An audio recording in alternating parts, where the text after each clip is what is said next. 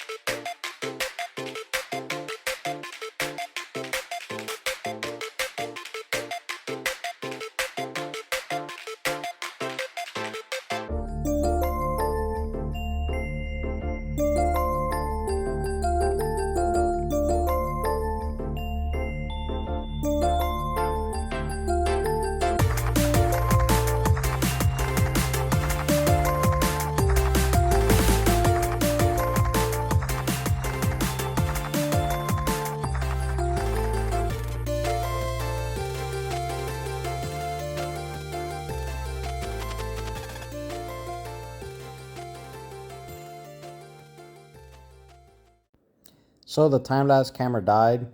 Luckily I was there for the concrete pour. Here you can see the concrete truck pumping in the concrete and them spreading it out, and then you can see them leveling it off there with that aluminum concrete spreader, and they come float it out, and then now they'll come and power trowel it.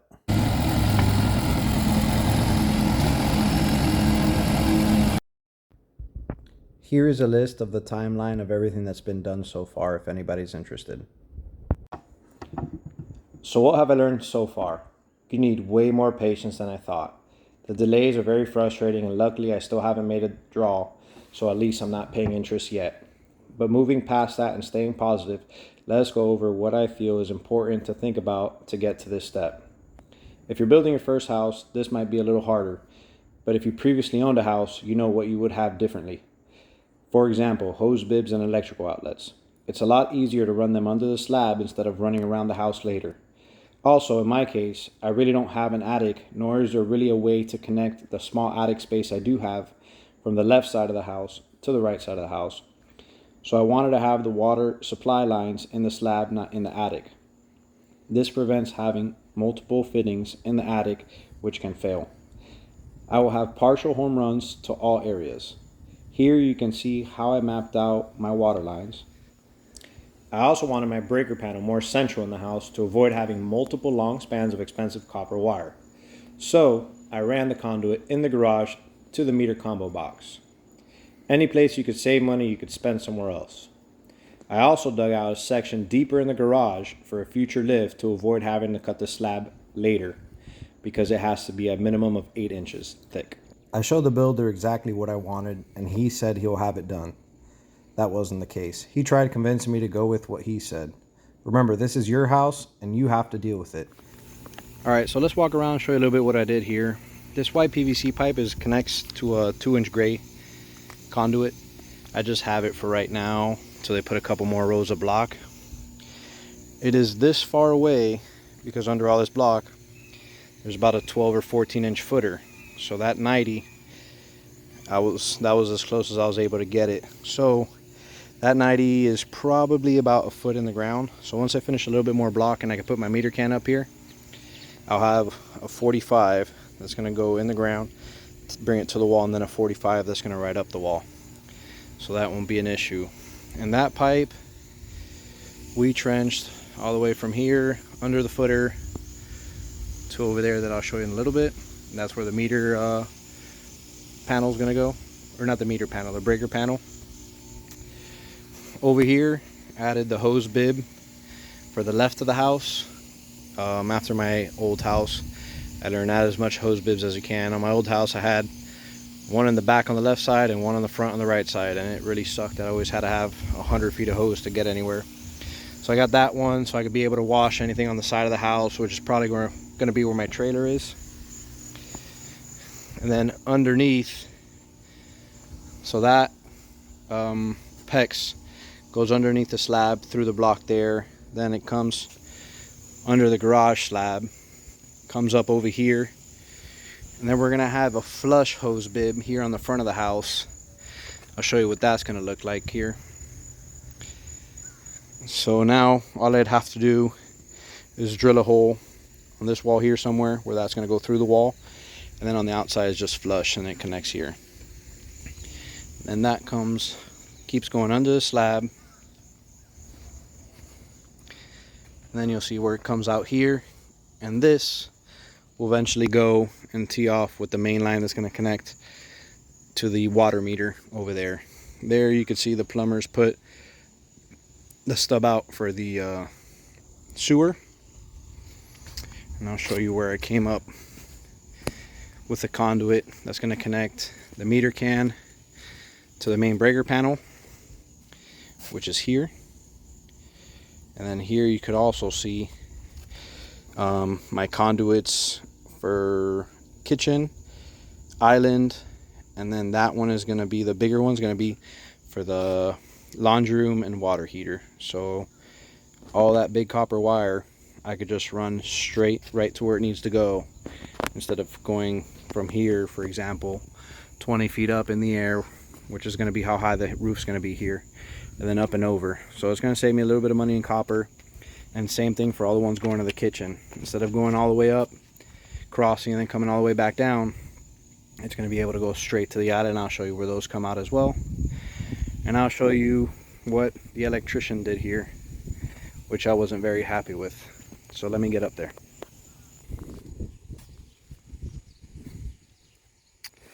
So those pipes right there, two are the electrician put in and the one I put in, the one with the red tape.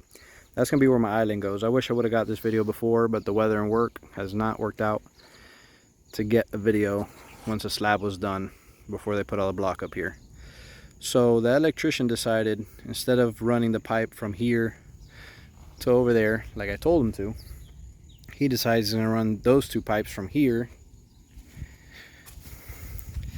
to here, which is the wall of a bedroom.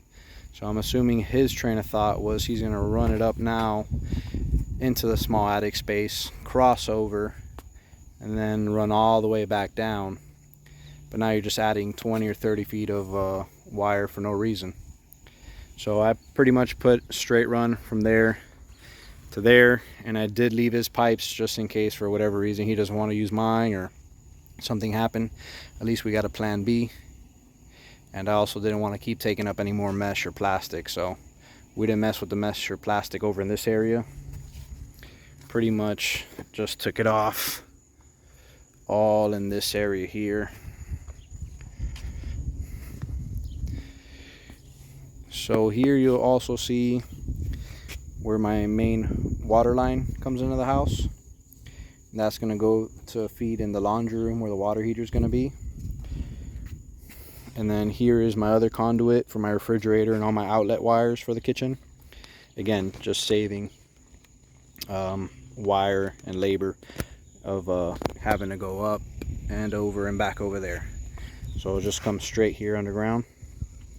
That's the plumbing here for the outdoor kitchen and the vent. There we got the plumbing for the sink. These are the hoses.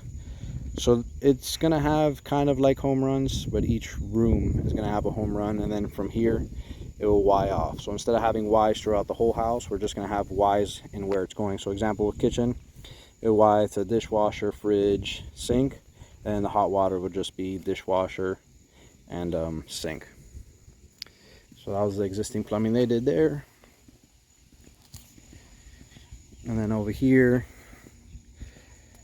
that 45 is just there so concrete won't go in the pipe. I'll take that off once the wall's on there. That's where all our wires are going to come out for our washer, dryer, and water heater. That's the drainage for the washer. And then here you can kind of see where all the home runs of the water lines come. So the big single one is going to be the feed from the outside of the meter, and the other one's going to be to the bathroom, which is right here, and the other one is going to be to the kitchen. The one to our master bathroom really is not that big of a deal. That one's just going to run in the attic because it's all in the same space pretty much. And I'm thinking about putting an attic up here in the area above the hallway, just so I could be able to store some stuff and run a couple stuff like these water hoses through it without fighting the trusses. Also, you don't have to run PEX in pipe. I did just because if anything ever happens to it one day, you will be able to pull it out and pull in the new run. Here I use PEX A, and I think we're going to end up pulling all the PEX A out and putting Uponor in.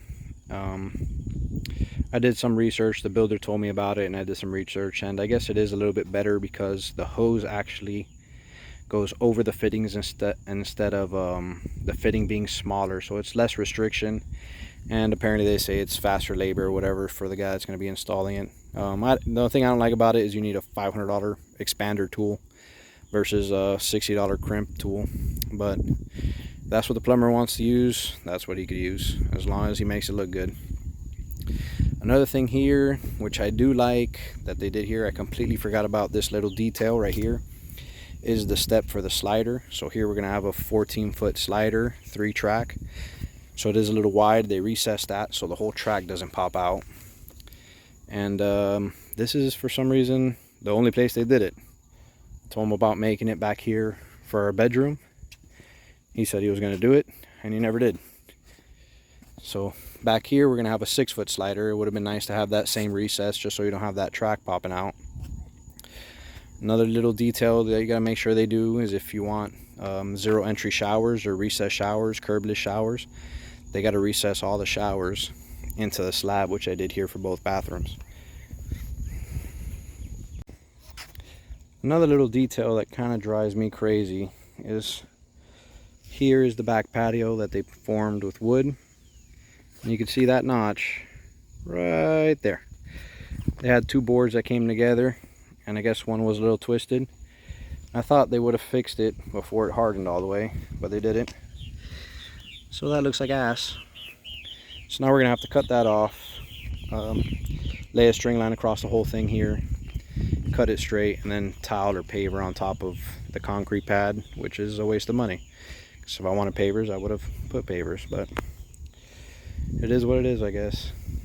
Just gotta stay on top of these guys. They're not really in the details, they're more get the job done and go home.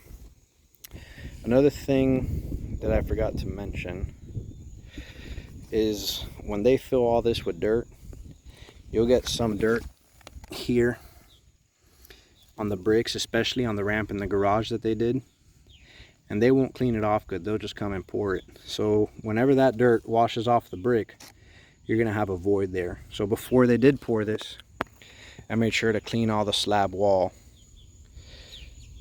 before they poured anything. And I'll see if I could show you some of that dirt on the wall here. Give me a second. This is the only place I ended up leaving a piece of dirt because it's in the hole for the flood vent. But you'll see here, that's a little bit of dirt. Imagine that whole back wall where that ramp was, just covered in little pieces like this, which are only like 1/8 or 1/4 inch high. But once you pour the concrete and you clean it off, now you're gonna have a 1/8 inch or 1/4 inch void going across the whole back joint there. So I didn't want that. So I made sure I cleaned up all the wall before they poured. Here is where I guess the block broke a little bit, or they cut it, not really sure what happened. But that's where the ramp was to get all the dirt into the house. So they formed it, poured it, and once they stuck with it, it ain't gonna look bad, so it's not a huge deal. The other thing they do have to do though is they remove the rebar to get the dump truck in there. They're gonna have to add those rebars. I was trying to tell them when they poured the slab, but for some reason there was some confusion with the guy. He said this was a wood wall, and it's not. You can see there the recessed shower pan, And the other thing I thought was kind of weird is everywhere there's a door, they don't put block. They kind of put one block down and then form it, and then that goes poured solid. It's the same for here, the sliding glass door in our bedroom, and the front door as well. You can see there that they poured it. This whole area is going to get filled in for the landing of the house, and you can see there they put a footer. That's going to be the end of the landing, and then there's going to be steps, which I'm going to have to figure out how I'm going to do, because somehow water is going to have to flow under it. Just in case it ever does flood, it has to go in that vent according to code. So I'm going to see what creativeness I got to do here to make a good looking stairs. So that's pretty much it for what I did out here. That's all for this video. Make sure to like and subscribe to follow along. All the block is ready here, so hopefully we'll start moving along faster. Next update will be once all the block and roof is in. And what a mission it's been to get those eye joists. I think probably going with trusses probably would have been faster and easier, but at the time that wasn't the case. But I think I might have got it figured out, and hopefully tomorrow they'll be back here somewhere or in the garage. So till next video.